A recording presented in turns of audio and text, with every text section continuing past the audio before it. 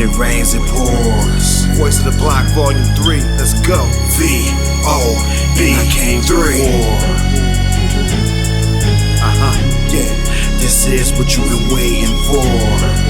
Blend them to the white meat this time. Yeah. V-O-B 3. Welcome back to the Voice of the Block. Them haters wanna place your boy in a box. What's happening? Welcome to Deader Vision. I am the Deader Man. He is I and I am him. Come on in, the door is open, man. I left out early to do this one, bro. You know what I'm saying? I'm on my way to do what I does on a regular, but I had to get this one off, man. Because I feel like it's important. Like, I don't do scripts. I don't write shit down and memorize it and you know what I'm saying? I probably would be more professional to do it that way, but I'll give it to y'all how it come to me, bro. You know what I'm saying? So it's just raw and unfiltered, and it come from here. So let's get right to it, man. Who controls your trajectory, right? Now, I divide this into 3 different classes. Well, there's more, but the three I want to discuss.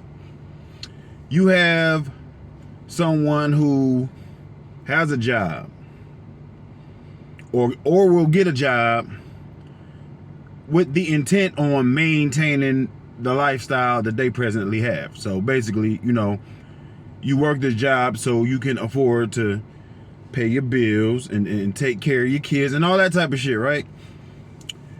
And the thing is with that, people get kind of complacent with that. And this is how people end up in the hole, right?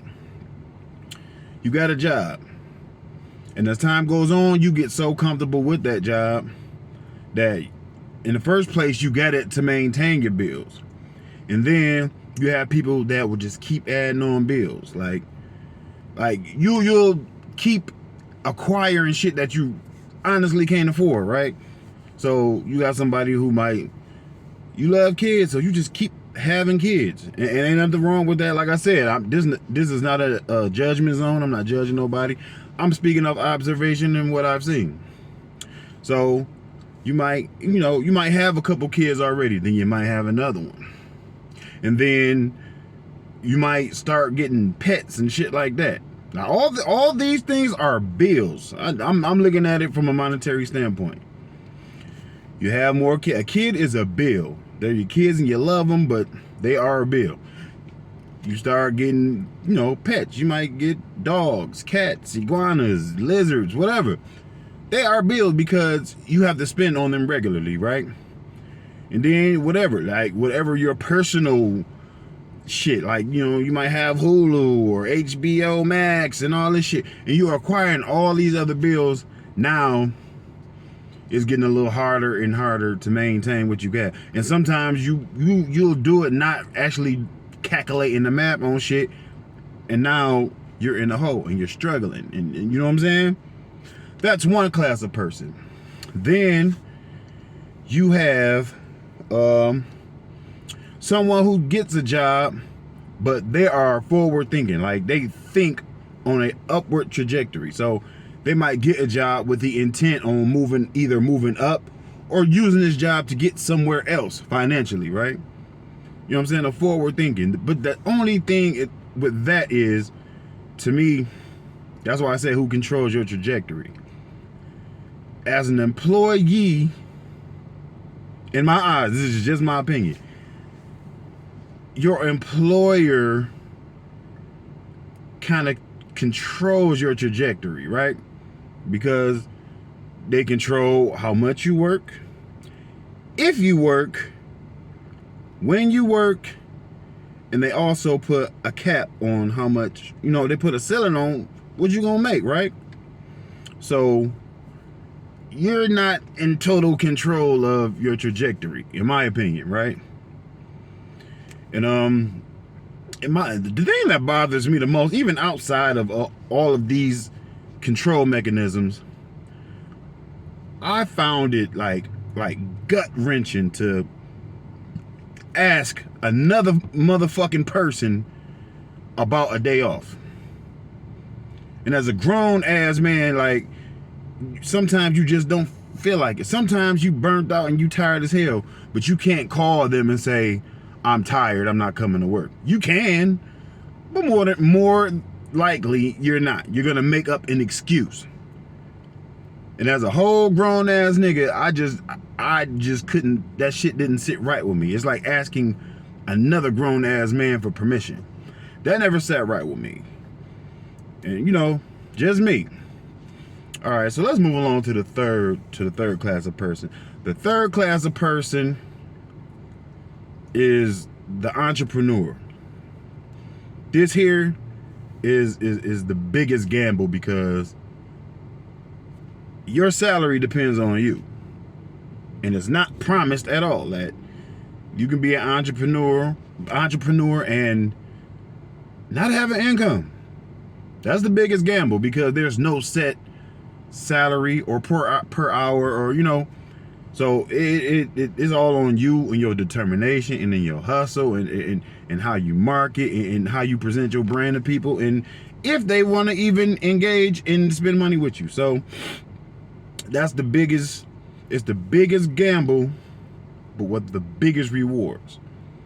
And what I mean by that is there is no ceiling on salary or, you know what I'm saying, how much income you can generate. And you ain't gotta ask a motherfucker for nothing. You don't have to ask for a day off. If you want to work a double or a triple or whatever, you can do that. If you don't want to work for the next 2 days, you can do that. Again, your salary depends, you know, is 100% on you. But these are the people, it's kind of sky's the limit. Because if you go hard like you know you should, and you have a good product or a service that people love and want to spend money on, boy, it's to the moon with you. You 100% control your trajectory. And that's all I'm really getting at. I just kind of wanted to divide them into classes because these are the classes of people that we have out here.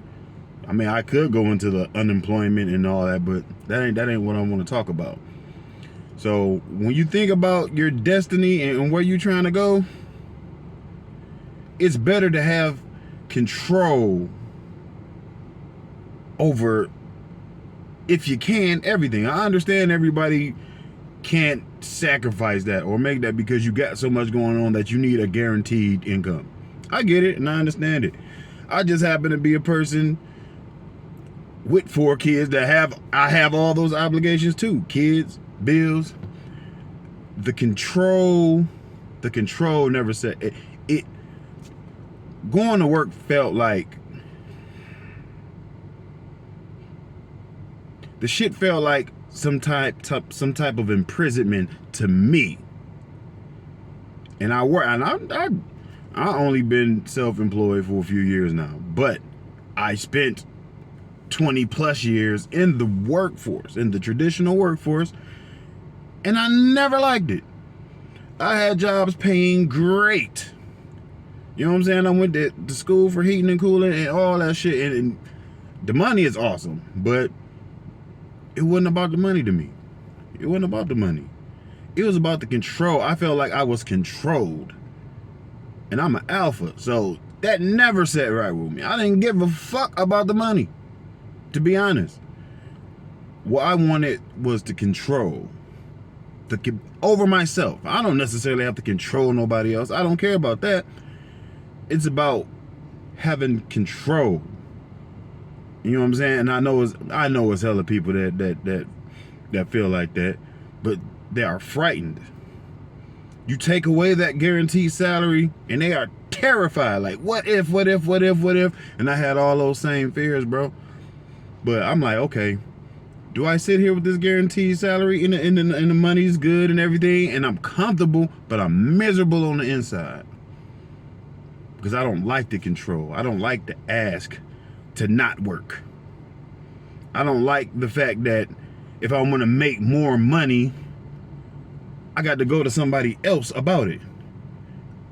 With the possibility of no, you can't make more money. You dig what I'm saying? I'm gonna leave all this with you, bro. Sit with it, think with it, criticize it, love it, hate it, bro. but I'm leaving this here with you, man. I am the Deader Man. This is Deader Vision, man. The door is always open, bro. This is a no judgment zone. Like I said, I'm not judging nobody. I'm not here to do that. I'm just presenting my thoughts, bro. How I get them is how you get it. You dig? So yeah, say less and stay blessed, man. Until next time. Deader Man, when it rains it pours. Voice of the Block, Volume 3. Let's go. V-O-B, I came through. Yeah, this is what you've been waiting for. Blend them to the white meat this time. Yeah, V-O-B-3.